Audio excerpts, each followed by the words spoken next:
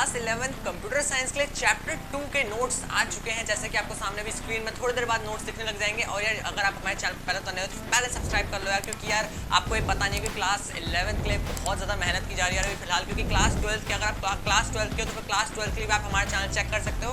Channel में हमारे class 12 के लिए भी सारे के सारे नोट्स और सारे उसमें हमारी वीडियोस वगैरह लेक्चर्स वगैरह अपलोड हो रखे हैं ऑलरेडी, ठीक है।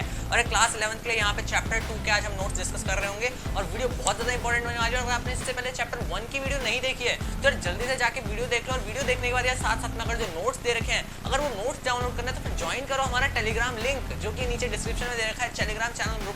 टेलीग्राम चैनल ज्वाइन करके उसमें फटाफट से नोट्स वगैरह डाउनलोड कर लेना और उनको सेव करके प्रिंट आउट भी करवा लेना, जिससे कि यार आपकी वो अभी चैप्टर आपका स्ट्रॉन्ग हो जाए और कंप्यूटर साइंस में आपको लास्ट में इतनी ज़्यादा मेहनत ना करनी पड़े, ठीक है। तो यहाँ पे सामने इस बार हम डिस्कस करेंगे chapter 2 that is encoding schemes and number system. और इससे पिछली वाली वीडियो अगर आपने नहीं देखी तो फिर इस वीडियो के बाद आप चैप्टर 1 वाली वीडियो भी देख लेना, ठीक है।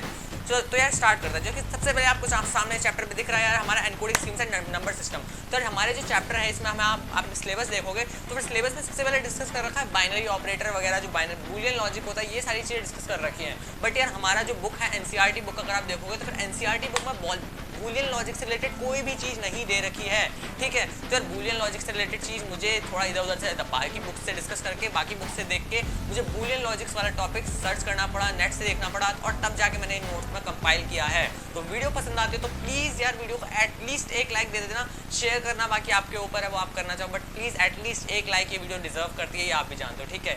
हार्डवर्क मेरा ऐसे ही नहीं जाना चाहिए, आपको एक लाइक देना पड़ेगा एटलीस्ट, एंड एक कमेंट भी प्यारी सी। तो चैप्टर को स्टार्ट करते हैं और आराम से बैठ जाओ, कॉपी पेन भी ले लो अगर आपको शॉर्ट नोट्स अपने साथ साथ में बनाने हैं चैप्टर के साथ लेक्चर के साथ साथ, ठीक है। और अपनी लैंग्वेज में लिखते जाओ। और फ़ोन वगैरह जो भी अगर आप यूज़ कर रहे हो, फ़ोन लैपटॉप जिसमें भी अगर आप वीडियो देख रहे हो, कान में ईयरफोन वगैरह है तो फिर डाल लो और इस वीडियो को पूरा स्टार्टिंग से एंड तक देख लो, क्योंकि इस वीडियो को देखने के बाद यार इस चैप्टर को चाहे आपको यूटी में करना है चाहे आपको फाइनल एग्जाम में करना है, ये चैप्टर ये वाली वीडियो अपने आप में पूरी की पूरी सफिशिएंट रहने वाली है। इसके बाद आपको अलग से कोई भी एक वीडियो नहीं देखनी पड़ेगी, ये मैं आपको एश्योर कर रहा हूँ, ठीक है। तो वीडियो को बिल्कुल भी स्किप मत करना बीच से। अब सबसे पहले यहाँ पे हमारा जो टॉपिक आता है वो आता है भैया, अब पहले मैं यहाँ पे वीडियो आपको स्टार्ट करके बता देता हूँ। आपके सामने भी स्क्रीन पर सारे लेक्चर्स आने लग जाएंगे। एक second, just wait a minute. हाँ तो यार जैसे कि यार आपको सामने स्क्रीन पे दिख रही होगी, अब वीडियो आपको सामने आपको कंप्यूटर स्क्रीन दिख रही होगी, अभी यार आपको सामने पे देख सकते हो क्लास 11 का chapter 1 encoding schemes and number system, ठीक है। तो सबसे पहले यार इसमें आता है हमारा बूलियन लॉजिक वाला टॉपिक। तो यार ये बूलियन लॉजिक वाला जो टॉपिक है ये हमारे आपके सिलेबस में मेंशन कर रखा है, बट ये आपको एनसीईआरटी बुक में नहीं मिलेगा। तो ठीक है, ये सारी की सारी चीज़ें मैंने अलग अलग सोर्सेज से कंपाइल करके इन सारे नोट्स को बनाया हुआ है। तो फिर ऐसा नहीं है कि मेरे लिए बहुत ज़्यादा ईजी था, फिर भी यार सारी चीज़ों को कंपाइल करके आपके नोट्स बनाए जा रखे हैं, ठीक है। तो यहाँ पे सबसे पहले आपको समझाना है मुझे बूलियन लॉजिक। देखो बूलियन लॉजिक की अगर आप सामने डेफिनेशन पढ़ोगे तो फिर लिखा हुआ है a type of algebra in which results are calculated as either true or false. मतलब कि एक ऐसे टाइप का अलजेब्रा जिसमें कि रिजल्ट किस फॉर्म में आते हैं, या तो सिर्फ ट्रू होगा या तो सिर्फ फॉल्स होगा, ठीक है। तो यार आई थिंक बेसिक अंडरस्टैंडिंग आपको समझ आ गई है, या तो ट्रू होगा यानी कि कोई भी ऐसा सवाल कोई भी ऐसा आउटपुट दे रहे हैं हमें जो कि या तो ट्रू होगा, ट्रू मतलब 1 और फॉल्स मतलब 0। तो यार यहाँ पे आप इनपुट बाइनरी तरीके से दे रखा है, ये सारी चीज़ें हम बाइनरी ऑपरेटर्स हम पढ़ रहे होंगे, ठीक है। यानी कि आपको जो आउटपुट मिल रहा होगा वो या तो 0 होगा, 0 मतलब फॉल्स, और या तो 1 होगा, 1 मतलब ट्रू, ठीक है। इतनी आपको अभी समझ लेना चीज़ें। नेक्स्ट यार आपको यहाँ पे आता है बूलियन ऑपरेटर्स।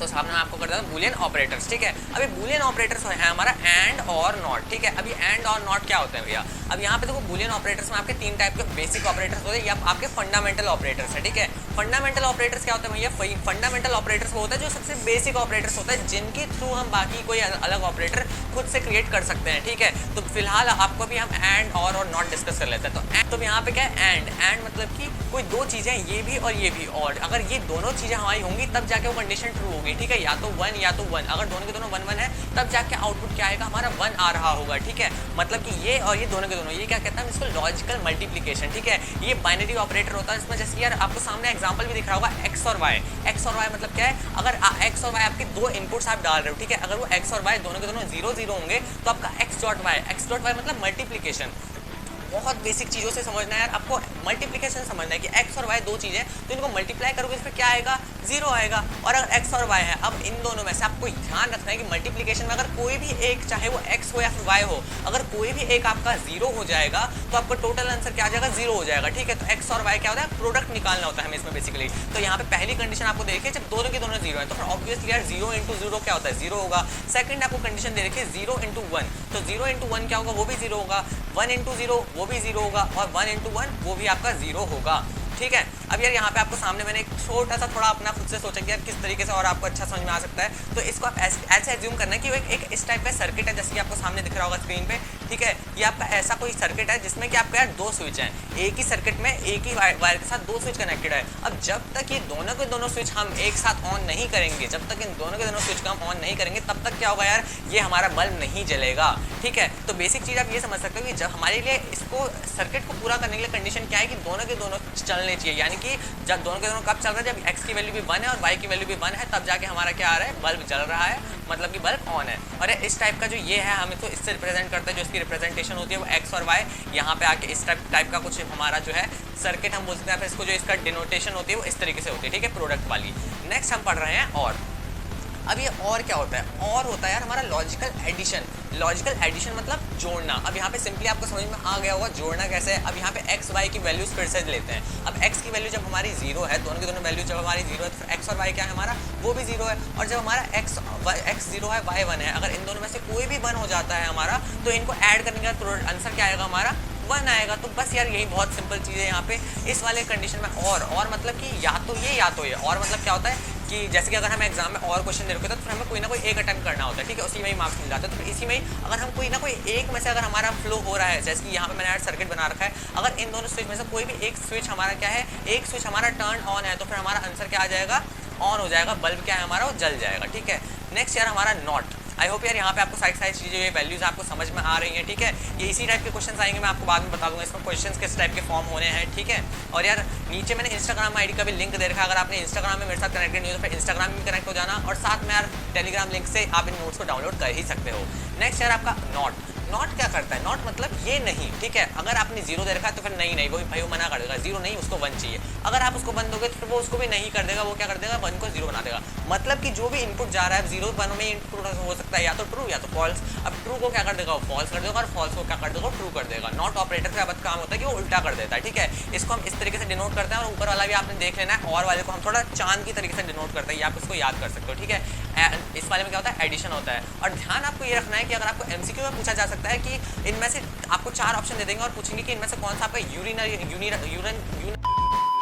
यूनरी ऑपरेटर है। ठीक है, तो यूनरी ऑपरेटर मतलब जिसमें सिंगल हो। अब जैसे कि यहाँ पे सिर्फ एक्स की जरूरत है, यहाँ पे हमारा वाई का कोई भी रोल नहीं है, तो फिर इसको हम क्या करते हैं, यूनरी ऑपरेटर। ठीक है, और एक होता है हमारा बाइनरी ऑपरेटर, जो कि हमने ऊपर के दो पढ़े, कौन कौन से, नॉट और एंड, वो हमारे बाइनरी ऑपरेटर हैं। ठीक है, यहाँ पे हम एक ट्राइंगल का यूज करता है, ट्राइंगल के आगे एक सर्कल लगा देते हैं, जिसकी मदद से हमारा क्या हो जाता है, नॉट बन जाता है।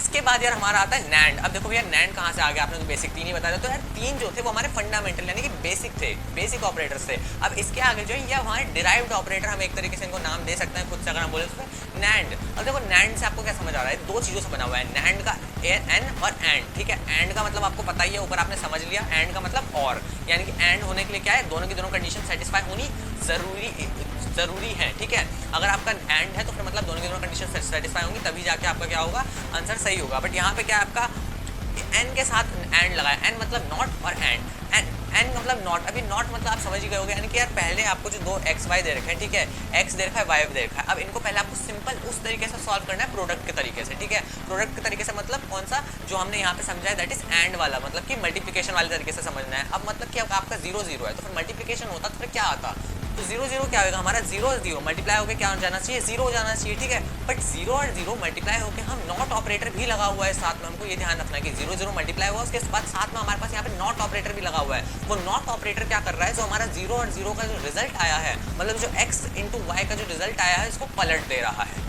ठीक है, तो मतलब यहाँ पे जब मेरा जीरो जीरो आया तो मल्टीप्लाई ओके, इसका मल्टीप्लिकेशन आना क्या था, जीरो, और उसके बाद जो हमारा नॉट ऑपरेटर जो हमारा एंड इसके साथ कंबाइन हो रखा है, उसने इसको पलट दिया इस वैल्यू को। ठीक है, तो यहाँ पे हमारी जो जीरो जीरो थी वो क्या हो गई, वन हो गई।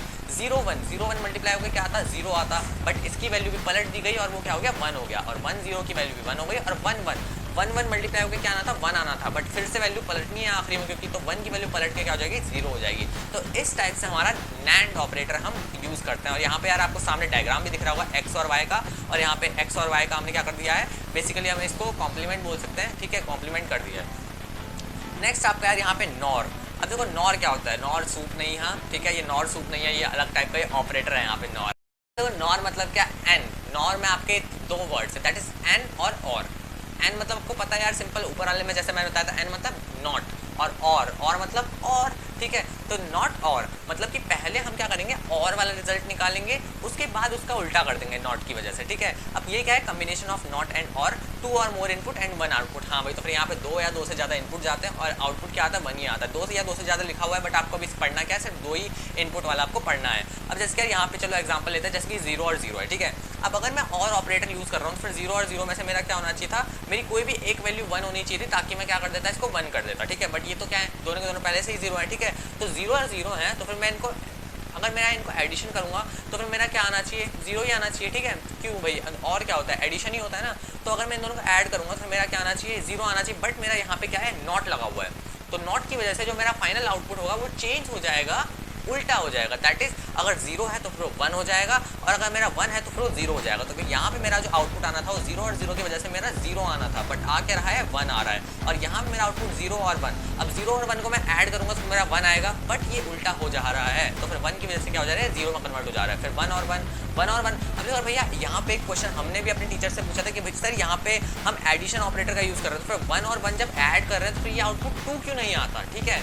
तो फिर यहाँ पे भी सीधी सी बात है, ये बाइनरी ऑपरेटर्स हैं, ठीक है। बाइनरी ऑपरेटर्स मतलब यहाँ पे बाइनरी नंबर्स का यूज़ हो रहा है, ठीक है। 0 और 1, अगर कोई भी वैल्यू 0 से 1 से बड़ी आ रही है, 1 से बड़ी बस एक 2 ही आ सकती है इसमें, ठीक है। अगर कोई वैल्यू 1 से बड़ी आ रही है तो फिर भी वो हमारे अपने आप 1 ही लिखेंगे हम उसे, ठीक है। तो यहाँ पे तो खैर क्योंकि यहाँ पे हमने नॉट ऑपरेटर लगा रखा है तो फिर उसका अपने आप उल्टा हो जाएगा, तो जो 1 आ रहा होगा उसका भी उल्टा होके 0 हो जाएगा। तो इस टाइप से हमारा कुछ नॉर ऑपरेटर चलता है।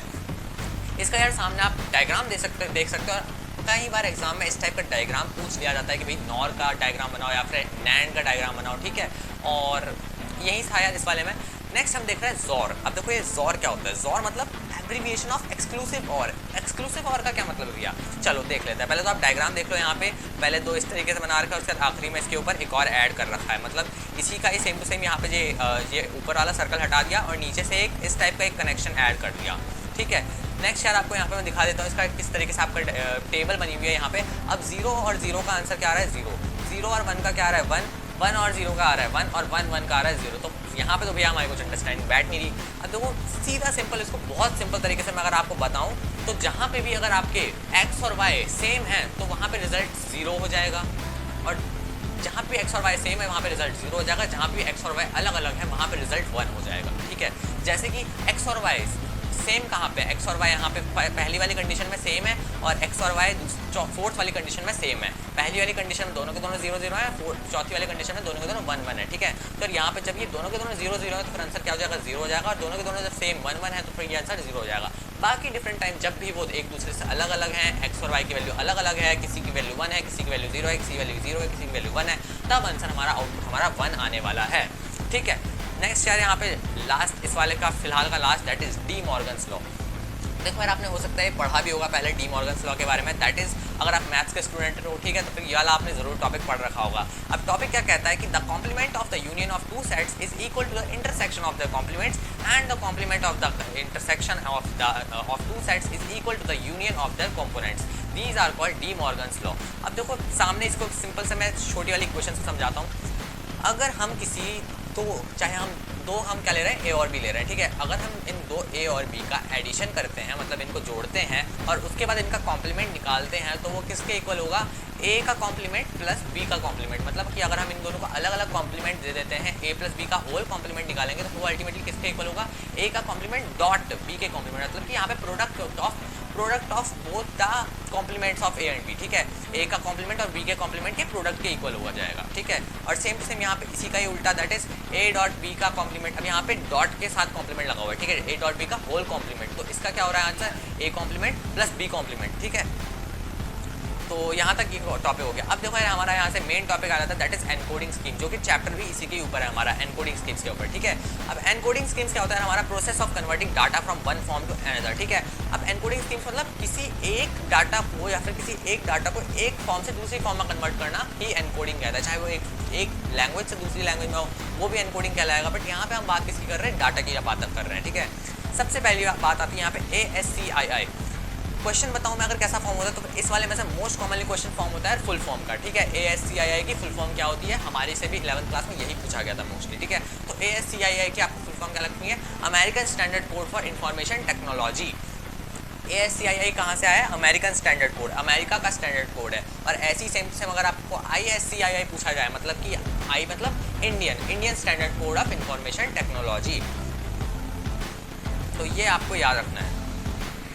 American standard code of information technology, standard common way to encode. अब देखो ASCII क्या था, स्टैंडर्ड वे ऑफ एनकोडिंग था, ठीक है। मतलब कि जो पहले स्टार्टिंग में सबके लिए लगता था, बट उसका ये क्या था, 7 बिट्स रिप्रेजेंट करता था, 7 बिट्स टू रिप्रेजेंट कैरेक्टर, क्या करता है 7 बिट्स में रिप्रेजेंट करता था, ठीक है। और अगर आपको ये बिट्स वगैरह भी समझ में नहीं आता, तो फिर इसको आप फर्स्ट चैप्टर आप समझ सकते हो। फर्स्ट चैप्टर अगर आप पढ़ लोगे तो फिर बिट्स वगैरह से रिलेटेड जो भी यूनिट्स होती है वो सारे रिलेटेड आपका कॉन्सेप्ट साथ क्लियर हो जाएगा, ठीक है। और यार इसमें आपको रिप्रेजेंट्स 2⁻⁷ कैरेक्टर्स। अब देखो यार यहाँ पे बाइनरी नंबर्स होते हैं, इसलिए यहाँ पे 2 दिया गया है, और इसकी पावर 7 क्यों चढ़ाई गई है, क्योंकि बिट्स क्या है यहाँ पे 7 बिट्स का यूज हो रहा है, ठीक है। तो यहाँ पे आप क्लियरली समझ सकते हो 2 की पावर 7 लिखा गया है, जिसकी वजह से यहाँ पे कितने 128 कैरेक्टर्स रिप्रेजेंट हो सकते हैं। बात करते हैं हम नेक्स्ट हमारी सेकंड, दैट इज ISCII। अब देखो ISCII, हाँ, तो फिर ये क्या है यार, हमारा Indian standard code for information technology. अभी ये कोड कौन सा, इंडियन स्टैंडर्ड के लिए, ठीक है। तो यहाँ पे क्या है हमारा, standard encoding schemes to represent Indian script. ये इंडियन स्क्रिप्ट्स को रिप्रेजेंट करने के लिए एक स्टैंडर्ड बना रखा था, ठीक है। अगर कोई भी इंडियन लैंग्वेज से रिलेटेड या फिर इंडियन कैरेक्टर है कोई भी, तो उसको रिप्रेजेंट करने के लिए हम किसका, ISCII का यूज़ करते थे। यहाँ पे यार 8 बिट्स होते थे, तो फिर 8 बिट्स से आप निकाल सकते हो, क्योंकि ये बाइनरी है, तो फिर 2⁸ हो जाएगा, और 2⁸ कितना आ जाएगा, 256 कैरेक्टर्स, ठीक है। अब ये लास्ट में हमारा आता है यूनिकोड। अब यूनिकोड क्या था यार, यूनिकोड में यार सारे के सारे कैरेक्टर्स को, जितने भी लैंग्वेजेस हैं वर्ल्ड में, उन सबको एक साथ कंपाइल कर दिया गया है, ठीक है। वो कैसे किया गया है, provides a unique number for every character, हर एक कैरेक्टर के लिए एक यूनिक नंबर प्रोवाइड कर दिया गया। अब ये कैसे किया गया, commonly use encoding are UTF-8, UTF-16, UTF-32, ये आप याद कर सकते हो। और यहाँ पे बुक में ये मेंशन नहीं कर रखा था, बट मैंने इसको ढूंढ के निकाल दिया। दैट इज UTF की फुल फॉर्म क्या होती है, यूनिकोड ट्रांसफॉर्मेशन फॉर्मेट, ठीक है। तो ये आप याद कर सकते हो यार। और यहाँ पे कैसे, इसके एक पॉइंट और देख लेना, develop to incorporate all the characters of every written language of the world. मतलब हर एक लैंग्वेज, पूरे वर्ल्ड में सारी की सारी रिटन लैंग्वेज को इनकॉर्पोरेट करा गया, कहाँ पे, यूनिकोड में, ठीक है। तो आई होप ये वाली सारी चीज़ें आपके इसलिए बहुत ज़्यादा क्लियर हैं। नेक्स्ट यार यहाँ पे मैं बात कर रहा हूँ अब नंबर सिस्टम की। अब देखो यार चैप्टर का मेनली 2 पार्ट्स है, दैट इज एनकोडिंग स्कीम्स और नंबर सिस्टम। और जो इसमें ज़्यादा हार्ड पार्ट या फिर हम जो कह सकते हैं ज़्यादा कॉन्सेप्चुअल पार्ट जो है हमारा, वो हमारा नंबर सिस्टम का रहता है, ठीक है। तो फिर यार आपको नंबर सिस्टम बहुत अच्छे से समझ लेना है और इसकी बार बार प्रैक्टिस करते रहनी है, क्योंकि ये वाली चीज़ें यार भूल जाते हैं, ठीक है। तो हो सके तो फिर एक बार इसको अभी देख लेना और इसको एक बार एग्जाम के टाइम इसी वीडियो को दोबारा देख लेना समझने के लिए, ठीक है। Number system, every number system has a set of unique characters और लिटरल। हर एक नंबर सिस्टम के पास एक यूनिक सेट ऑफ कैरेक्टर्स होता है या फिर लिटरल्स होता है। मतलब कोई भी नंबर सिस्टम होता है तो उसके पास अलग अलग सेट होते हैं। तो यार यहाँ पे एक और चीज़ बताइए गया, दैट इज पोजिशनल नंबर्स भी कहते हैं हम नंबर सिस्टम को। आखिर ये क्यों कहते हैं, क्योंकि यार यहाँ पे जो नंबर्स होंगे ना, वो किस पे डिपेंड करेंगे, उसकी पोजीशन के ऊपर, कि आखिर भाई उसकी पोजीशन कहाँ पे है। कोई भी नंबर अगर यहाँ पे प्लेस किया गया तो फिर उसकी पोजीशन क्या है, उसी के ऊपर डिपेंड करेगा कि उस नंबर की वैल्यू क्या होने वाली है, ठीक है। अब यहाँ पे सबसे पहला that is binary number system. Binary मतलब आपको समझ जाना है, बाइनरी मतलब 2, ठीक है। तो बाइनरी मतलब 2 क्या होगा, वो 2 हमेशा 0 और 1 में ही होंगे, ठीक है। अब यहाँ पे यूज बाय कंप्यूटर्स, यार बाइनरी नंबर अगर या फिर बाइनरी लैंग्वेज होगा, अगर आपने नहीं पढ़ रखा तो फिर ये सारे टॉपिक्स फर्स्ट चैप्टर में क्लियर कर रखे हैं, इसलिए यार इसको एक सीरीज से देखना ज़्यादा इंपॉर्टेंट हो जाता है, ठीक है। तो यहाँ पे आपको बाइनरी नंबर सिस्टम पता होना चाहिए कि ये कंप्यूटर्स के द्वारा यूज़ होती है, और इसको हम क्या कहते हैं, लो लेवल लैंग्वेज भी कहते हैं। तो ये कंप्यूटर्स के द्वारा यूज़ होती है, इसमें हम 0 और 1 का यूज़ करते हैं। इसका बेस 2 होता है। अब भैया बेस कैसे डिसाइड करता है, तो देखो जितने भी हम इसमें यूज़ करेंगे ना, जैसे कि यहाँ पे 0 और 1 यूज़ कर रहे हैं, फिर सिर्फ 2 हो गया। अगर किसी लैंग्वेज में 8 यूज़ कर रहे हैं तो उसका बेस 8 हो जाएगा। किसी लैंग्वेज में हम ज़्यादा यूज़ कर रहे हैं तो फिर उसका बेस वो हो जाएगा। अब यार यहाँ पे एक और चीज़ लिखी हुई है, that is AKA machine language, मतलब also known as the machine language, ठीक है। इसको मशीन लैंग्वेज भी बोला जाता है, क्योंकि ये जो लैंग्वेज है किसके द्वारा समझी जाती है, सिर्फ मशीन्स के द्वारा, सिर्फ कंप्यूटर्स के द्वारा ही समझी जा सकती है। हम लोग इस लैंग्वेज को नहीं समझ सकते, ठीक है। एग्जाम्पल में मैंने आपको बता दिया 1001 011, ठीक है, ये आपका एक एग्जाम्पल हो गया। नेक्स्ट आपका सेकंड में आता है डेसिमल नंबर सिस्टम। देखो डेसिमल नंबर सिस्टम क्या होता है, ये हम यूज बाय ह्यूमंस, ये हम ह्यूमंस लोग यूज़ करते हैं। और यहाँ पे क्या होता है, यूजेस 1 to 9 डिजिट्स। यहाँ पे कौन सी डिजिट्स यूज़ होती है, 0 से लेकर 9 तक की डिजिट्स यूज़ होती हैं। अब देखो यहाँ पे थोड़ी सी आपको बात समझने वाली है, that is positive powers of 10 और नेगेटिव पावर्स ऑफ 10 क्या होती हैं। अब 10 की पावर को हम कैसे रिप्रेजेंट करते हैं, जैसे कि यार यहाँ पे कोई नंबर है 237, ठीक है। अभी 237 क्या है, ये कोई भी नंबर है जो कि हम लोग समझते हैं, ठीक है। हम लोगों ने क्या समझा, मैंने कोई नंबर बोला आपको 237, ठीक है। अब इसको कैसे एनकोड किया जाएगा अंदर, अब देखो पॉजिटिव पावर्स मतलब 237, 2 को अलग एनकोड किया जाएगा, 2 को हम क्या बोलेंगे 10⁻²। अब भाई इसको मैंने मल्टीप्लाई 10⁻² से ही क्यों किया है। अब इसकी बात समझो, ये जो होता है यार, ये हमारा पोजिशनल नंबर होता है, ठीक है। पोजिशनल नंबर मतलब यहाँ पे देखो इसकी पोजीशन क्या है, जो हमारे सबसे पीछे 7 है, इसकी पोजीशन क्या होगी 0, है ना। सबसे पहले हम अगर पोजीशन देखते हैं, कोई भी नंबर है ना, उसके एंड में चले जाओ। जैसे कि मैंने लिया 12, तो फिर 12 के एंड में क्या है 2 है। कोई भी नंबर लिया 1000 के एंड में क्या है 0 है। 99999 के एंड में 9 है। तो फिर इस तरीके से उस नंबर के एंड में चले जाओ, ठीक है।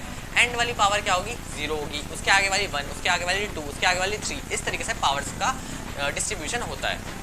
इसके बाद यार जो भी आपने पोजिशनल नंबर इसका निकाला है, जैसे कि 0, 1, 2, 3, इसको क्या कर दोगे रेज टू द पावर 10। जैसे कि अगर ये पोजिशनल नंबर मेरा 7 था, तो फिर 7 की पोजिशनल नंबर क्या होगा मेरा 0 होगा। तो 0 मैं किसकी पावर चढ़ाऊंगा 10 की पावर 0 कर दूंगा, ठीक है। 10 की पावर 0 हो गया। इसके आगे वाला 3 है, तो फिर मैं क्या करूँगा 3 में 10 की पावर 1 कर दूंगा। आगे वाला 2 है, तो फिर 10 की पावर 2 कर दूंगा। तो इसी तरीके से जो पावर निकली है वो 10 के साथ लगा के, अब 10 क्यों लगाया भैया, क्योंकि डेसिमल है, ठीक है। डेसिमल मतलब डेसिमल में हम 10 यूज़ करते हैं और इसका बेस भी क्या होता है 10 होता है। कैसे 0 से लेकर 9 तक आप सारी की सारी डिजिट्स काउंट कर लो, कितनी डिजिट्स होती है, टोटल 10 डिजिट्स होते हैं। और इसलिए हम इसको क्या कहते हैं, इसका बेस 10 होता है। और इसको क्या करते हैं हम यूज बाय ह्यूमंस। और सारी की सारी इसको हमें निकालने का तरीका क्या है 230 और 7, मतलब एक टाइप से ब्रेक थ्रू कर दिया इसको, ठीक है। 200 + 30 + 7 करेंगे तो फिर 237 ही आ जाएगा।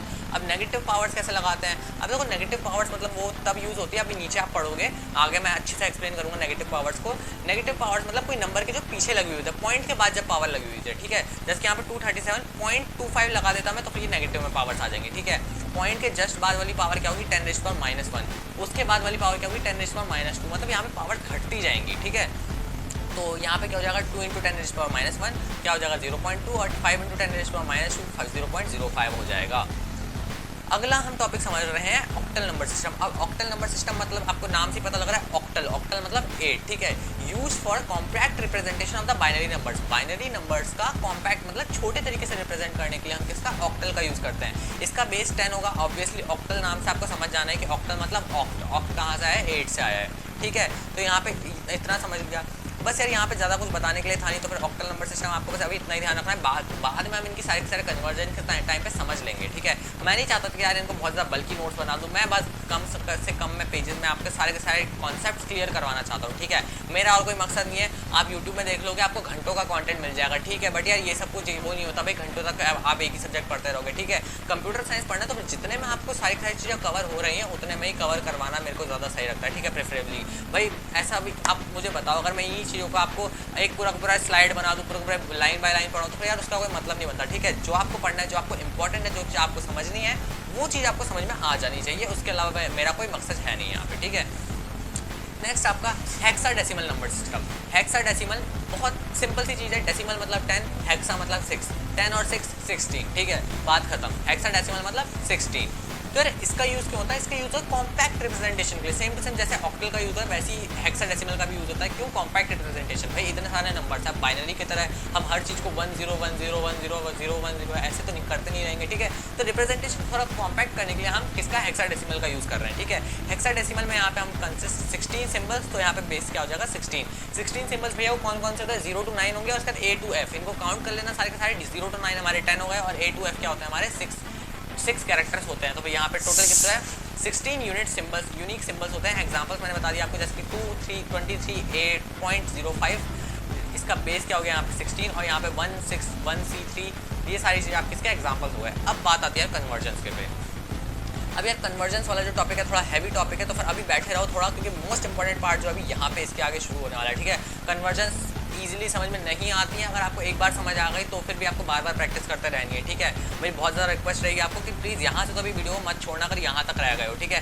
थोड़ी देर और बैठ जाओ, सारी की सारी चीज़ें क्लियर होने वाली हैं आपके दिमाग में, ठीक है। सबसे पहले आता है डेसिमल टू बाइनरी। अब देखो जब भी आपको डेसिमल से करना है ना किसी नंबर को कन्वर्जन, मेरी बात ध्यान से सुनना, जब भी आपको डेसिमल से किसी भी नंबर में करना, चाहे वो बाइनरी हो, चाहे वो ऑक्टल हो, चाहे वो हेक्साडेसिमल हो, तो फिर आप क्या करोगे उसका तो उस नंबर को हम डिवाइड करते रहेंगे। किससे डिवाइड करते रहेंगे? 2 से डिवाइड करते रहेंगे। कब तक करते रहेंगे? जब तक हमारा आंसर कितना आ जाए, 0 ना आ जाए। ठीक है, अब ये कैसे होगा? अब जैसे कि यार यहाँ पे 45 मेरा क्या था, डेसिमल में था। ठीक है, मुझे इसको कन्वर्ट किस में करना है? बाइनरी में। तो मैं इसको 2 से डिवाइड कर रहा हूँ। ठीक है, अब 2 से क्यों डिवाइड कर रहा हूँ? क्योंकि यहाँ पे मुझे बाइनरी में कन्वर्ट करना है। अगर मुझे ऑक्टल में कन्वर्ट करना होता तो फिर मैं 8 से डिवाइड करता। अगर मुझे हेक्साडेसिमल में करना होता तो फिर मैं 16 से डिवाइड करता। ठीक है, बहुत ईजी चीज़ है। पहले स्टार्टिंग में आपको बहुत बेसिक्स से समझ लेना है, थोड़ा अपने दिमाग में कॉन्सेप्ट बना लेना है। मैंने यार यहाँ पे एक क्लाउड में लिखा हुआ है, that is just keep on dividing by 2 until you get 0। ठीक है, अब आपको डिवाइड करते रहना। अब भैया डिवाइड करने के साथ हमें यहाँ पे आंसर क्या मिल रहा है? अब जैसे कि 2 को मैंने किया 45 से डिवाइड, तो मेरा 22 आया। कितने टाइम से गया? 44 मेरा बच आया इसके साथ, और बच कितना गया? 1 बच गया। अब यहाँ पे मुझे रिमाइंडर्स कलेक्ट करने हैं। 22 को मैंने किससे डिवाइड किया? 22 रिमेनिंग आया, और यहाँ पे क्या है? 1 रिमाइंडर बच गया। तो मैं यहाँ पे क्या करता रहा? मैं 2 से डिवाइड करता रहा जब तक मुझे अपना आंसर, मेरा जहाँ तक मेरा जो रिमाइंडर जो मेरा आखिरी में बच रहा है वो मेरा 0 ना हो जाए। और मैंने यहाँ पे क्या किया है? यहाँ पे जो सारे के सारे रिमाइंडर्स हैं इनको कलेक्ट कर लिया। जब मैं इनको सारे के सारे को कलेक्ट कर लूँगा तो मुझे नीचे से इनकी काउंटिंग स्टार्ट करनी है, नीचे से इनको लिखना शुरू करना है। कहाँ तक? ऊपर तक। अब जैसे कि पहले क्या है? 1 है सबसे नीचे, तो मैं 1 सबसे पहले लिखूँगा, फिर 0, फिर 1, फिर 1, फिर 0, फिर 1। तो जो सबसे टॉप वाला होगा वो कहाँ पे? एंडिंग में आ जाएगा। और उसके बाहर से इसकी बेस क्या चढ़ा दूंगा? 2 चढ़ा दूंगा। तो इस हिसाब से मुझे डेसिमल से बाइनरी में करना है। सेम टू सेम यार, जैसे कि मैंने डेसिमल से ऑक्टल में बताया, अब तो आपको बहुत ईजी लग रहा होगा यार। ठीक है, same as above but divide by 2। ऊपर मैंने 2 से डिवाइड किया था, यहाँ पे हमें डिवाइड क्या करना है? 8 से डिवाइड करते रहना है, क्योंकि मुझे ऑक्टल में कन्वर्ट करना है। तो 8 डिवाइडेड बाय जो भी नंबर है उसको डिवाइड करते रहना है। जब तक वो डिवाइड नहीं होगा तो फिर आप रिमाइंडर्स कलेक्ट करते रहो। ठीक है, जो रिमाइंडर्स सारे वो कलेक्ट होते जाएंगे। 2 7 2 आ गया भाई, यहाँ पे बेस क्या आ गया? 8 आ गया। तो इस तरीके से आपको क्या करना है? डेसिमल से ऑक्टल में कन्वर्जन करना है। और यार ऐसी सेम टू सेम हेक्साडेसिमल के साथ भी है। अब यार आपको ये सारी चीज़ें समझ में आ रही हैं, बट यार यहाँ पे कुछ अलग चीज़ आ गई हेक्साडेसिमल में। वो क्या है यार? यहाँ पे जब मेरा रिमाइंडर आया, वो रिमाइंडर मेरा 11 आया था, और 11 को मैंने किससे रिप्रेजेंट किया? बी से रिप्रेजेंट किया है। तो यहाँ पे आपको ध्यान ये देना है कि 0 के बाद जो भी होता है, जैसे कि 0 से 9 तक हो गया हमारा ये रिप्रेजेंटेशन। इसका 0 से ऊपर जब हमारा 9 से ऊपर जब हमारा 10 आता है, तो 10 को मैं किससे रिप्रेजेंट करूँगा? ए से रिप्रेजेंट करूँगा। किसमें? हेक्साडेसिमल में। ठीक है, तो फिर ये हेक्साडेसिमल की रिप्रेजेंटेशन है। ठीक है, 10 से 9 से ऊपर क्या आता है? 10। तो फिर 10 से मेरा क्या हो जाएगा? 10 is equals to A, 11 is equals to B, 12 is equals to C. समझ में आ रही है आपको बात? तो इसी तरीके से जैसे जैसे नंबर्स बढ़ेंगे तैसे ही हमारे अल्फाबेट्स यूज होने लग जाएंगे। तो यार यहाँ पे हमारा रिमाइंडर क्या आ रहा है? 11 को मैंने क्या लिखा है? बी लिखा है, 15 को मैंने एफ लिखा है, और 2 को मैंने एज इट इज 2 लिख दिया। तो ये 2FB मेरा बन जाएगा आंसर। तो यार आई होप ये सब चीज़ें आपके लिए बिल्कुल एकदम अच्छे से क्लियर हो गई होंगी। अब बात करते हैं fourth, that is binary to decimal. अब बाइनरी से हमें डेसिमल में कैसे करना है? ठीक है, अब बाइनरी डिजिट उठा लेते हैं, दैट इज 1 1 0 1। अब इसको देखते हैं कैसे करेंगे। अब बाइनरी डिजिट है मेरे पास जिसमें मेरा सिर्फ और सिर्फ 0 और 1 यूज़ कर रहा है। ठीक है, तो मैं क्या करूँगा? पहले डिजिट्स की एक अलग से लाइन बना लूँगा। जैसे कि यार आपको सामने दिख रहा है 0 1 1 0 1। मैंने सारी सारी डिजिट्स को अलग अलग लिख दिया। 1 अलग है, 1 अलग है, 0 अलग है, 1 अलग है। अब मैं क्या लिखूँगा? पोजीशन नंबर लिखूँगा। पोजीशन नंबर कैसे लिखना होता है? कोई भी नंबर लिखा है उसके एंडिंग वाला जो नंबर है वहाँ पे 0 से स्टार्ट करो। यहाँ पे बेसिकली इंडेक्सिंग होती है। इंडेक्सिंग क्या होती है वो मैं आपको बाद में आगे समझ में आते जाएगा जैसे आप पढ़ते जाओगे। इंडेक्सिंग मतलब होता है एक तरीके से उसका पोजीशन नंबर ही होता है। ठीक है, अब इंडेक्सिंग स्टार्ट कहाँ से होती है? 0 से स्टार्ट होती है। सबसे पीछे वाला जो है उसमें आप 0 डालो, फिर 1 डालो, फिर 2 डालो, फिर 3 डालो। ठीक है, ऐसी सेम टू सेम जैसे यहाँ पे आपको पोजीशन नंबर दिख रहा है, सबसे पीछे वाला में 1, जैसे कि 1 टाइम्स 100 होता है ना, वैसे यहाँ पे 0, फिर 1, फिर 2, फिर 3। ठीक है, और उसके बाद पोजिशनल वैल्यू लिखो। अब ये पोजिशनल वैल्यू क्या होती है भैया? जब हम अब ये हमें किस में दे रखा है? पहले बाइनरी में दे रखा था। ठीक है, तो मुझे बाइनरी वाला ही नहीं उठाना पड़ेगा। बाइनरी का बेस कितना होता है? याद है? 2 होता है। ठीक है, तो 2 को मैं क्या करूँगा? 2 की पावर में क्या चढ़ा दूंगा? Position number. 2 की power position number. Positional number क्या है? अब जैसे कि यहाँ पे 1 का पोजीशनल नंबर क्या है? 0। तो यहाँ पे क्या हो जाएगा? 2 की पावर 0। 0 का पोजीशनल नंबर क्या है? 1। तो यहाँ पे क्या हो जाएगा? 2 की पावर 1। 1 का पोजीशनल नंबर क्या है? 2। तो पोजीशनल वैल्यू क्या हो जाएगी? 2 raised to power 2। तो इस तरीके से हमें क्या करना है? 2 की वैल्यूज में सारे के सारे पोजीशनल नंबर डाल देना है। ठीक है, तो यहाँ पे मैंने 2 लिखा हुआ है, बट यहाँ पे अगर आपका पोजीशनल वैल्यू अगर आपको ऑक्टल से डेसिमल में करना है, ठीक है, अगर आपका ऑक्टल से डेसिमल में तो फिर आप 8 की पावर डालते रहोगे। समझ में आया कुछ? जैसे कि 2 की पावर यहाँ डाल रहे हो, यहाँ पे नेक्स्ट वाले में आप क्या करोगे? 8 की पावर डालते जाओगे, क्या पोजीशन नंबर। उसके बाद क्या करोगे? 16 और फिर 16 की पावर डाल दोगे पोजीशन नंबर। तो यहाँ पे इस तरीके से करना होता है। उसके आखिरी में जो डेसिमल नंबर होगा वो क्या करोगे? जो ऊपर वाला डिजिट है, डिजिट को जब आप पोजिशनल वैल्यू से मल्टीप्लाई कर देते हो वो क्या आ जाता है? आपका डेसिमल नंबर आ जाता है। तो फिर सबके सब आपको डेसिमल नंबर निकाल देने जैसे कि दिख रहा है यहाँ पे। और यार यहाँ पे सिंपल सा 2 की पावर 1 है। 2 की पावर 1 को जब मैं 0 से डिवाइड मल्टीप्लाई करूँगा तो फिर मेरा क्या आ जाना है? 0 ही आ जाना है। ठीक है, और यार यहाँ पे 8 4 1 हमारा टोटल ऐड करके आ गया 13। तो ये मेरा क्या है? डेसिमल रिप्रेजेंटेशन में हो गया। नेक्स्ट मेरा है ऑक्टल टू डेसिमल। सेम वही बात, यहाँ पे क्या है? ऑक्टल दे रखा है। ऑक्टल डिजिट क्या है? 257। अब बाहर से मैंने जो ब्रैकेट के अंदर 8 लिखा हुआ है इसको हम बेस कहते हैं। ठीक है, तो इसकी पावर बेस क्या है इसका 8, तो फिर हमें इससे पता लग जाएगा कि ऑक्टल नंबर है। हमें कन्वर्ट किस में करना है, डेसिमल में कन्वर्ट करना है। तो सेम टू सेम वही प्रोसीजर, डिजिट लिखोगे पहले, फिर पोजीशन नंबर, फिर पोजिशनल वैल्यू, फिर डेसिमल नंबर। ये आपको याद कर लेना है यार ये फॉर्मेट, ठीक है। और अगर एग्जाम में इस तरीके से लिख के आओगे फिर एक भी मार्क्स आपका इसमें नहीं कट सकता, ठीक है। तो सामने सामने बिल्कुल आप ऐसे ही सेम टू सेम, आपको पोजिशनल वैल्यू हमेशा वही 0 से स्टार्ट होगी, इंडेक्सिंग 0 1 2 3 जितने भी होंगे आपको कंटिन्यू उतना ही लिखते जाना है। और उसके बाद यार आखिरी में पोजिशनल वैल्यू कैसे निकालनी है, 8 रेज़ टू द पावर 2 कर देना है, जैसे कि 8 raise to the power position number. यहाँ पे ऑक्टल है तो फिर 8 की पावर आप जो जो चढ़ाना है वो आपको चढ़ाते रहना है। उसके बाद आखिरी में डेसिमल नंबर निकालने के लिए ऊपर वाला जो डिजिट है उसको नीचे वाले जो पोजिशनल वैल्यू है उससे मल्टीप्लाई कर देना है और आखिरी में उनको ऐड कर देना है। बात क्लियर है। ऐड करने के बाद आपको जो रिजल्ट आएगा ये आपका केस में है डेसिमल में आ गया है। सेम ऐसी हेक्साडेसिमल की बात आ गई। हेक्साडेसिमल में यार इस बार ए आ गया है हमारा। हेक्साडेसिमल में आपको पता है कि हमारा ए बी सी डी ये सब नंबर्स भी आते हैं। तो यहाँ पे यार क्या है हमारा 3A5। अब यहाँ पे यार ए की जगह पर पोजीशन वैल्यू क्या है इसकी 0 1 2, ए की वैल्यू क्या हो जाएगी 1 हो जाएगी। फिर पोजीशन वैल्यू हम क्या लिखेंगे 16 raise to the power 1। Simple है। अब यार यहाँ पे मैंने क्या किया, डेसिमल वैल्यू लिखते वक्त यहाँ पे जब मैं मल्टीप्लाई कर रहा था डिजिट को, जब मैं पोजिशनल वैल्यू से मल्टीप्लाई कर रहा था तो फिर पहले तो मेरा 3 × 10 16 रेज़ टू पावर 2 आया, वो तो मेरा आना ही था। फिर यार मेरा यहाँ पे 10 आया। अब ये 10 क्यों आया है, मेरी ए की वैल्यू मैं अब ए तो लिखूंगा नहीं क्योंकि मेरे को तो अब यहाँ पे सॉल्व करना है। तो मैं ए की वैल्यू क्या लिखूंगा जो उसकी एक्चुअल में वैल्यू होती है। ए की एक्चुअल में वैल्यू क्या होती है 10 होती है ना। तो यहाँ पे ए की वैल्यू मैंने क्या लिखी 10 लिखी है और उसके बाद इसको मल्टीप्लाई किया है और यहाँ पे आंसर निकाला है। तो यहाँ पे आपको ऐड कर देना और आखिरी में आपको डेसिमल में इसकी वैल्यू ईजिली मिल जाएगी। अब यार नेक्स्ट हमारा जो है कन्वर्जन वो है बाइनरी से ऑक्टल। अब बाइनरी से ऑक्टल कैसे होता है, अब देखो यार सिंपल सा बाइनरी दे रखा है आपको। अब यहाँ पे आपको ग्रुपिंग का काम स्टार्ट करना है। आपको 3 तरीके से आपने सीखे कन्वर्जन, ठीक है। सबसे पहले आपने कन्वर्जन कैसे करा, सबसे पहले आपने जो उसका फैक्टराइजेशन टाइप कुछ करा, उसके रिमाइंडर्स कलेक्ट करे, ठीक है। और उसके बाद आपने यहाँ पे जो था डिजिट वगैरह पोजिशनल नंबर निकाल के डेसिमल नंबर यूज़ करके फिर उसका कन्वर्जन देखा। यहाँ पे आपको क्या करना है, ग्रुपिंग करनी है, ठीक है। अब भैया ग्रुपिंग कैसे करेंगे, अब ये कोई मेरा बाइनरी नंबर है, जब भी आपको बाइनरी में कुछ करना है तो फिर आपका ग्रुपिंग हो जाएगा। अब यहाँ पे जैसे कि 0 1 2, अब 0 1 2 को मैं कैसे करूँगा, अब देखो 0 1 2 मेरा क्या होता है 2 होता है ऑक्टल नंबर। अब भैया मेरे को कैसे पता कि 0 1 2 2 होता है या फिर 1 0 1 5 होता है, मेरे को तो भैया इससे रिलेटेड कुछ नहीं पता, मैं तो पहली बार देख रहा हूँ इनको, ठीक है। तो देखो यार जब भी अगर हमें किसी ऑक्टल नंबर का हमें इस टाइप से बाइनरी फॉर्म में निकालना होता है तो फिर यहाँ पे मैंने आपको समझा रखा है। जैसे कि मान लो कि आपका कोई ऑक्टल नंबर है, आपको क्या था 2 का निकालना है, आपको पता लगाना है कि भाई 2 का आपका ये नंबर कैसे बनेगा, 2 को मैं बाइनरी में कैसे लिखूँ। तो 2 को आपको क्या करना है इस तरीके से डिवाइड करना है, दैट इज 2 1 2, बचा क्या 0, 2 0 0, बचा क्या 2 0 0, बचा क्या 1। तो यहाँ पे 1 और 0 बच गया और यहाँ से 0 को उठाओ और यहाँ पे 1 0 सॉरी।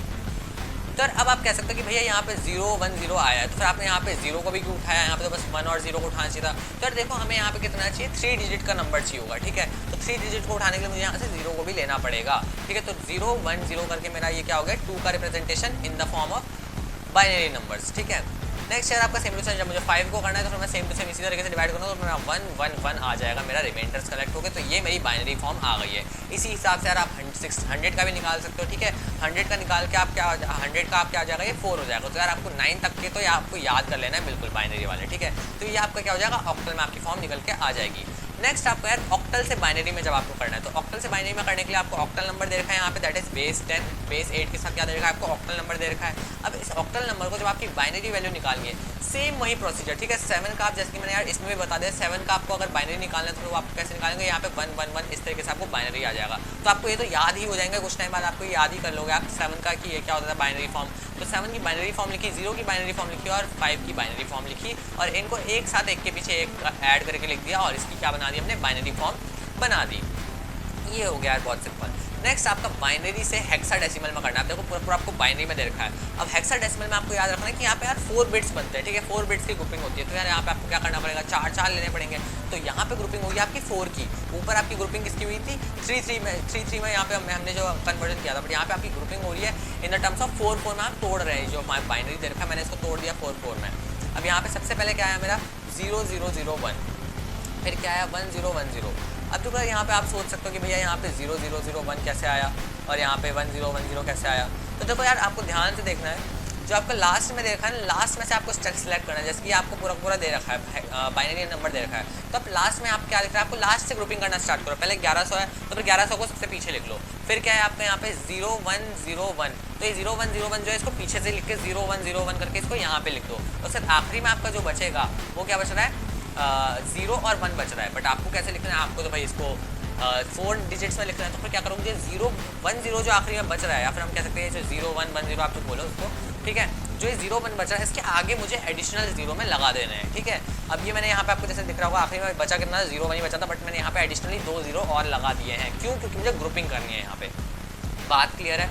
कोई भी डाउट आता है अगर समझाते तो फिर आप नीचे कमेंट कर सकते हो, ठीक है। मैं कमेंट का रिप्लाई आराम से कर दूँगा, बहुत जल्दी से रिप्लाई कर दूँगा। बिल्कुल आप फ्री हो कमेंट करने के लिए, और वीडियो को लाइक कर देना यार अगर अभी तक वीडियो में चीज़ें समझ में आ रही है, क्योंकि यार वीडियो में बहुत ज़्यादा हार्डवर्क लग रहा है, ठीक है, सारे के सारे नोट्स वगैरह बनाने में। तो चैनल सब्सक्राइब कर देना और वीडियो को लाइक कर देना प्लीज़। तो 1AC, अब यहाँ पे क्या है हमारा बीच में 1010 का हमने क्या लिखा है, A लिखा है, और 1100 को हमने क्या लिखा है, C लिखा है। ये हमारी इसकी हेक्साडेसिमल वैल्यूज़ होती है A की, ठीक है। A की हेक्साडेसिमल वैल्यू क्या है 1010, और C की हेक्साडेसिमल वैल्यू क्या है 1100, और इसको हमने हेक्साडेसिमल में कन्वर्ट कर दिया है। अब यार हमारा हेक्साडेसिमल नंबर दे रखा है, उसको हम बाइनरी में कैसे कन्वर्ट करेंगे? बहुत सिंपल सी चीज़ है। हेक्साडेसिमल वैल्यू मतलब 23D। अब 23D को तोड़ के रख दो और बाइनरी में कन्वर्ट करना, तो फिर 2 की वैल्यू आपको पता है बाइनरी में क्या होती है 100010, ठीक है। और 3 की वैल्यू आपको पता है बाइनरी में क्या होता है 00111। अब देखो यार बाइनरी में वैल्यूज़ कैसे कन्वर्ट करनी है ये मैंने ऊपर बता दिया। अगर आपको वो भी समझ में नहीं आ रहा तो एक और बार ऊपर वाला पार्ट आप दोबारा देख सकते हो, ठीक है। और D की वैल्यू क्या होती है बाइनरी में 1101, ठीक है। तो ये सारी चीज़, आप D की वैल्यू यार आपको कैसे पता 1101, D किस में आता है? देखो 9 के बाद क्या होता है 10 हमारा क्या होता है A होता है, 11 के हमारा क्या होता है B होता है, 12 क्या होता है हमारा C होता है, 13 क्या होता है हमारा D होता है। तो D की वैल्यू क्या है 13 होती है। तो 13 को जब आप यहाँ पे प्राइम फैक्टराइजेशन वगैरह रिमाइंडर कलेक्ट करोगे तो आपका हमारा यहाँ पे 1101 आंसर आ जाएगा। और उसके बाद इनको एक साथ कलेक्ट करके पावर क्या लिख देनी है 2 लिख देनी है नीचे। बात बहुत क्लियर होगी आई होप सो, ठीक है। सारी चीज़ें समझ में आ गई होंगी आपके इससे भी। नेक्स्ट है यहाँ पे आपका लास्ट का एक पेज बचा है, हमारा चैप्टर एंड होने वाला है, that is decimal numbers with fractional part two another number system. देखो यार यहाँ पे डेसिमल नंबर्स को कैसे हम किसी और दूसरे नंबर सिस्टम में कर सकते हैं। अब देखो ये डेसिमल नंबर्स क्या है विद फ्रैक्शनल पार्ट, मतलब कि इसमें थोड़ा सा पॉइंट में दे रखा है। डेसिमल्स क्या है पॉइंट में, इसमें आपको क्या करना है डेसिमल से आपको इसमें करना है बाइनरी कन्वर्जन। ध्यान दो आपको जिसमें कन्वर्ट करना है, जैसे कि अगर आपको बाइनरी में कन्वर्ट करना है तो बाइनरी की बेस वैल्यू जो होती है उससे उस नंबर को मल्टीप्लाई करते जाओ। मैंने क्या बोला, अब जैसे कि बाइनरी की बेस वैल्यू क्या होती है 2 होती है, अगर ऑक्टल में कन्वर्ट करना है तो ऑक्टल की बेस वैल्यू क्या होती है 8 होती है, तो 8 से मल्टीप्लाई करते जाओ।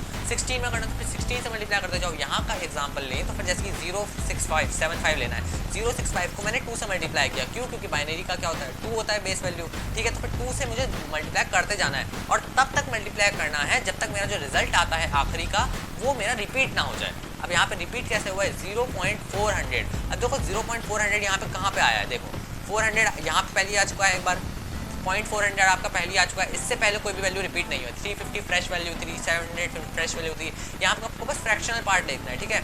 और 400 आपकी फ्रेश वैल्यू थी एकदम, 800 फ्रेश वैल्यू, बट हमारा जो 0.400 था ये दोबारा रिपीट हो रहा था। तो यहाँ पे आपका क्या हो जाता है क्वेश्चन एंड हो जाता है, और जो भी इंटीजर्स यहाँ पे आपको बच रहे हैं, अब भैया ये इंटीजर्स आप क्या ले रहे हो यार, ये जो हमारे आगे के पॉइंट से आगे वाले नंबर्स हैं ना ये मैं उनको कलेक्ट कर रहा हूँ, ठीक है। पॉइंट से आगे वाला मेरा यहाँ पे 1 था तो मैंने 1 इंटीजर ले लिया, यहाँ पे पॉइंट से आगे वाला मेरा 0 था तो मैंने 0 ले लिया, यहाँ पे मेरा पॉइंट के आगे वाला 1 था तो मैंने 1 ले लिया, 0 0। तो इस टाइप से जो भी मेरे पॉइंट के आगे वाले हैं वो उनको मैं कलेक्ट करता जाऊँगा, ये मेरे कलेक्शन क्या बन जाएगा मेरा बाइनरी नंबर्स में बन जाएगा। और यहाँ पे ध्यान ये रखना है कि ऊपर से कलेक्ट करना स्टार्ट करना है, मतलब ऊपर से 1 फिर 0 फिर 1 फिर 0 फिर 1 1 फिर 0, ठीक है।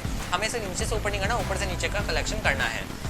नेक्स्ट ऐसी सेम टू सेम आपको ऑक्टल में कर देना है। ऑक्टल और हेक्साडेसिमल में इनको कैसे करना है वो आप मेरे टेलीग्राम चैनल में आपको इनका आंसर भेजना है। अगर आप वीडियो देख रहे हो तो फिर अगर आप सीरियस हो इसके लिए तो फिर आपको इसके लिए आपको टेलीग्राम चैनल ज्वाइन करके इसमें सॉल्व करके आपको उसमें ग्रुप में भेज देना है, डिस्कशन ग्रुप वाले में, ठीक है। तो इनको आप भेज सकते हो। नेक्स्ट आपको यार 12th that is non decimal number with fractional part two decimal number. अब यार इसमें क्या है आपका पॉइंट के आगे भी कुछ वैल्यूज़ है और पीछे भी कुछ वैल्यूज़ है। इनको अगर आपको डेसिमल में करना है, ठीक है, तो सेम टू सेम आपको डिजिट्स ले लेनी है। पहले सारी की सारी जो बाइनरी डिजिट्स है इनको अलग अलग कलेक्ट कर लेना है, ठीक है। फिर फ्रैक्शनल वैल्यू लिखनी है। भैया फ्रैक्शनल वैल्यूज़ कैसे होंगी, अब देखो 0 के आगे 2⁻0। अब भाई आपको इसमें क्या बाइनरी था ना, बाइनरी में आपको दे रखा है तो यहाँ पे जो होगा 2 की पावर्स लगेंगी सारी की सारी। बाइनरी का बेस वैल्यू क्या आता है 2 होता है, तो सबकी पावर्स लगेंगी 2 के बेस के साथ पावर लगेंगी। और पावर कैसे लगेंगी इंडेक्सिंग की तरीके से, जैसे कि यहाँ पे इंडेक्सिंग क्या है, यहाँ पे 0 है, फिर 1 है, फिर 2 है, फिर 3 है, फिर 4 है, फिर 5 है। तो इस तरीके से इंडेक्सिंग लगा के और पॉइंट के बाद वाली जो वैल्यूज है उनको क्या करोगे आप -1 -2 -3 इस तरीके से करोगे। और आखिरी वाला प्रोसीजर क्या होगा जिसमें यहाँ पे आप डेसिमल वैल्यू निकालोगे तो डिजिट को आप किससे मल्टीप्लाई कर दोगे फ्रैक्शनल वैल्यू से मल्टीप्लाई कर दोगे, जिससे कि आपका क्या आ जाएगा यहाँ पे डेसिमल वैल्यू बन के आ जाएगी। और यार इस तरीके से आपको फिर इसके आखिरी में इन सबको सम कर देना है और यार इनको अलग अलग आपको जोड़ देना है और आपका आंसर आ जाएगा।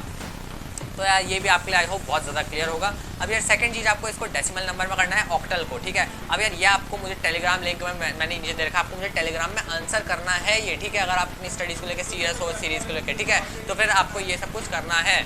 तो यार यहाँ पे आपको जो बाइनरी नंबर आपको इसको ऑक्टल में कन्वर्ट करना है। अब ये ऑक्टल कैसे होगा, इसमें आपको ग्रुपिंग करनी है इस बार, ठीक है। ग्रुपिंग कैसे करेंगे भैया, पॉइंट के आगे वाले से ग्रुपिंग करेंगे और पॉइंट के पीछे वाले से अलग ग्रुपिंग करेंगे। किस किस की ग्रुपिंग करेंगे, 3-3 नंबर्स। तो फिर यहाँ पे 100 की ग्रुपिंग होगी, यहाँ पे कितनी की 101 की ग्रुपिंग होगी और यहाँ पे 10 बच गया आखिरी में। तो जो आखिरी में बच जाएगा उसके आगे मैं अपने आप एक 0 ऐड कर सकता हूँ। तो मैंने यहाँ पे 0 ऐड कर दिया, ये वाली अलग ग्रुपिंग हो गई, ये वाली अलग ग्रुपिंग हो गई। और मुझे इनका बाइनरी से जो है, मुझे इनको पता है कि मुझे इनका कन्वर्जन क्या होता है। जैसे कि अब 2 की वैल्यू को बाइनरी में ऐसे लिखा जाता है, तो मुझे इनका ऑलरेडी पता है, ठीक है। तो मैं इसको इस तरीके से रिप्रेजेंट कर सकता हूँ। अब यार मेरे को यहाँ पे कन्वर्ट, ये जो है मुझे इसको हेक्साडेसिमल में कन्वर्ट करना है। तो हेक्साडेसिमल के लिए ग्रुपिंग करेंगे सेम टू सेम, बट यहाँ पे क्या है, 4-4 की ग्रुपिंग होने वाली है। तो 4-4 की ग्रुपिंग होने के बाद यहाँ पे AC 5C और ये AC.5C डेसिमल आपका ये बन जाएगा।